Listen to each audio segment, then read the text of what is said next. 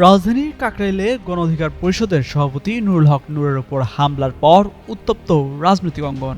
একের পর এক বিবৃতি ও বার্তায় নিন্দা জানিয়েছে বিভিন্ন রাজনৈতিক দল ও সংগঠন। কেউ কেউ আবার পুরো ঘটনার জন্য কার্যক্রম নিষিদ্ধ আওয়ামী লীগের পুনরুত্থানের অপচেষ্টাকে ইঙ্গিত করছেন।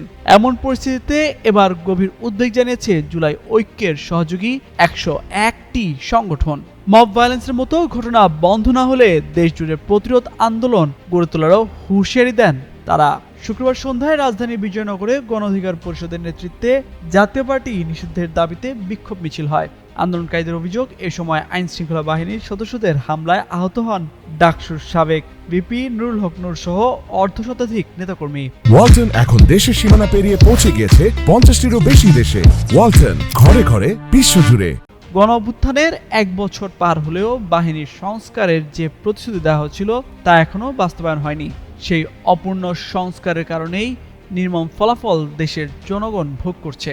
জুলাই যোদ্ধাদের ওপর নির্বিচারে রক্তাক্ত হামলা চালানো মানে জুলাই স্পিরিটকে অস্বীকার করা। যারা জুলাই স্পিরিটের সঙ্গে বেইমানি করবে তাদের পরিণতি খুনি হাসিনার মতোই হবে। বিবৃতিতে আরো বলা হয়, এটি অত্যন্ত নেক্কারজনক, অনাকাঙ্ক্ষিত ও অনভিপ্রেত। জুলাই বিপ্লবের শহীদদের রক্তের সঙ্গে এভাবে বেইমানি করা জাতির প্রতি অপরাধ। এমন ঘটনার পুনরাবৃত্তি হলে দেশব্যাপী আন্দোলনের হুঁশিয়ারি দেন 101টি সংগঠনের নেতারা।